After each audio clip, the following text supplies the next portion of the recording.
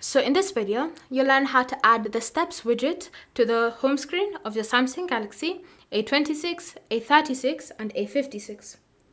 So the first step is to access the home screen editor, and you can do this by long pressing on an empty space on your home screen.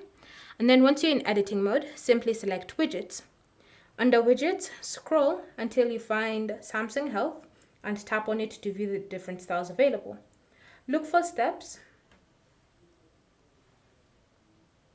And then once you find it, you can see the different styles. So choose the style that you would prefer to use on your home screen. You have big, you have medium, you have small, you have long, you have thin.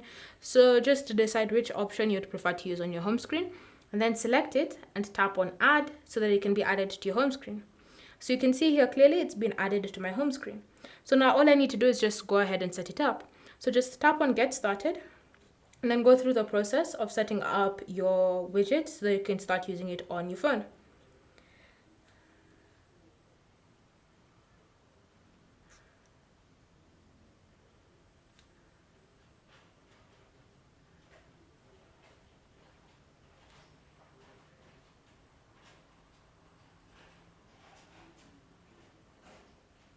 And so once you've finished setting it up,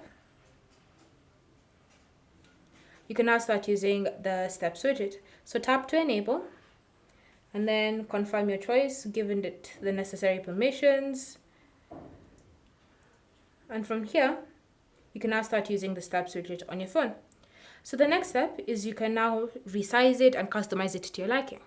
So to do that, just long press on it, and then you can actually drag it around on your screen. So just hold on the widget itself and drag it to whatever position you want to place it in on your screen.